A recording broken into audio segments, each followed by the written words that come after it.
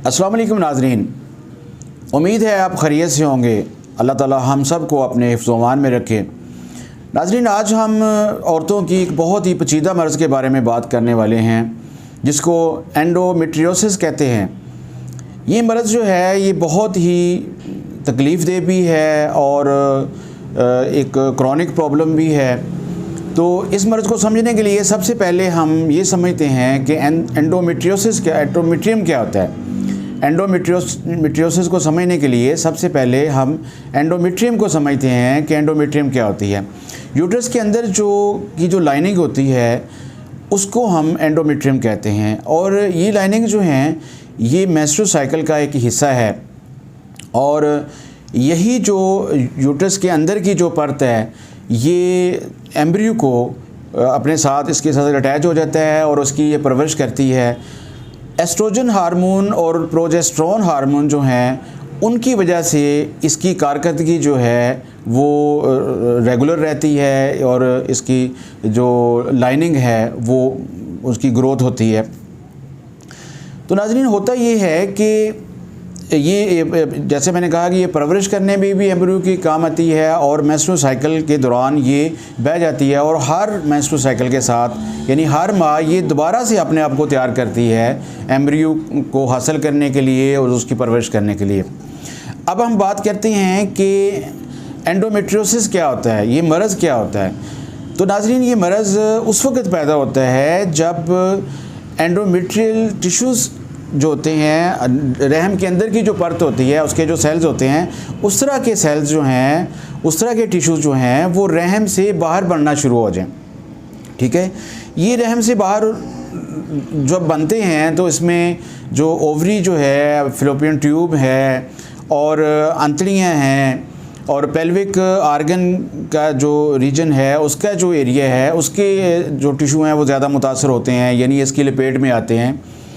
अगर ये जो सेल्स हैं ये अगर ओवरी के साथ बनना शुरू हो जाए तो वहाँ ये सिस्ट वगैरह बना देते हैं।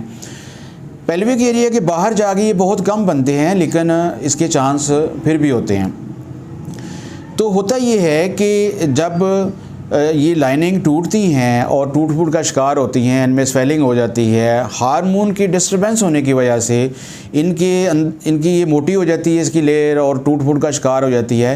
तो अगर तो मेंसेस रेगुलर आ रहे हैं, हार्मोन लेवल ठीक है, तो फिर ऐसा होता है कि ये लाइनिंग जो होती हैं ये मेंसेस की जो ब्लीडिंग होती है उसके साथ ही ये रहम से बाहर निकल जाते हैं, यानी और इनके बाहर निकलने का कोई रास्ता नहीं होता। तो जब सिर्फ ये ब्लीडिंग के दौरान ही बाहर निकल सकती हैं, लेकिन कई दफ़ा ऐसा होता है कि ये लाइनिंग्स जो हैं ये रहम के अंदर ही जमा होना शुरू हो जाती हैं और वहाँ एक सिस्ट की शक्ल इख्तियार कर लेती हैं। तो इस तरह करके जो एंडोमेट्रियोसिस का मर्ज़ जो है वो स्टार्ट हो जाता है। ठीक है, अगर हम इसकी वजूहात के बारे में बात करें तो आज तक इसकी कोई ज़्यादा प्रोमिनेंट वजह या एक क्लियर वजह मालूम नहीं हो सकी, लेकिन कुछ मुमकिन वजूहात हैं और कुछ राय हैं लोगों की, जैसे कि हार्मोन डिस्टर्बेंस की वजह से ऐसा होता है कि बाज़ कात हार्मोन की ख़राबी की वजह से ये मसला पैदा हो जाता है कि हार्मोन्स इस तरह के टिश्यूज़ और सेल्स जो कि एंडोमेट्रियम के होते हैं वो उस तरह के सेल्स रहम से बाहर बनाना शुरू कर देते हैं। फिर इसमें अगर ये सेल्स जो हैं ये आपकी खून की नालियों के ज़रिए एक जगह से दूसरी जगह चले जाएं तो वहाँ जाके इनकी ग्रोथ होना शुरू हो जाती है। फिर आपका इम्यून सिस्टम डिसऑर्डर जो है, इम्यून सिस्टम की ख़राबी की वजह से ये मसला हो सकता है। फिर रिट्रोग्रेड मेंस्ट्रुएशन की वजह से बाज़ का ऐसा होता है कि मेंसेस का ब्लड जो रहम से बाहर निकलना चाहिए वो दोबारा फैलोपियन ट्यूब्स के ज़रिए रहम के अंदर आके गिरना शुरू हो जाता है। फिर मेंसेस के ब्लड की लीकेज की वजह से वो किसी भी वजह से हो सकती है, वो सर्जिकल स्कार की वजह से हो सकती है या किसी और वजह से हो, तो उसकी वजह से जैसे सी सेक्शन के बाद भी ऐसा मसला देखने में आता है, उसकी वजह से ये मसला पैदा हो जाता है। सर्जिकल स्कार की वजह से ये मसला पैदा हो सकता है। ये इसकी कुछ मुमकिन वजूहात हैं जो मैंने आपके सामने बयान की एंडोमेट्रियोसिस की।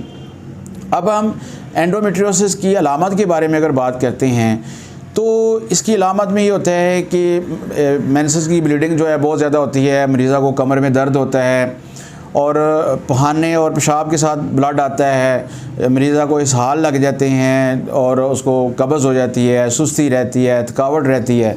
और इसकी एक ख़ास जो अलामत आप समझ लें या इसकी एक वजह समझ लें, वो है बांझपन, कि इस मर्ज़ के दौरान बांझपन पैदा हो जाता है, प्रेगनेंसी नहीं होती, औरत कंसीव नहीं कर पाती और जमा के दौरान, इंटरकोर्स के दौरान उसे बहुत ज़्यादा दर्द होता है और बाज़ लेडीज़ को यहाँ तक होता है कि वो बेहोश हो जाती हैं, पेशाब के साथ ब्लड आता है, जलन होती है, आंतड़ियों में दर्द होता है और कई दफ़ा ऐसा होता है कि जी लोअर एब्डोमेन के अंदर इसका दर्द जो है वो ज़्यादा फील होता है। तो नाज़रीन, ये थी जो इस मर्ज़ की कुछ डिटेल, एंडोमेट्रियोसिस जिसको हम कहते हैं, और इसकी अलामात के बारे में भी मैंने आपसे कुछ बात की। उम्मीद है आपने इस वीडियो से कुछ ज़रूर एंडोमेट्रियोसिस के बारे में समझा होगा।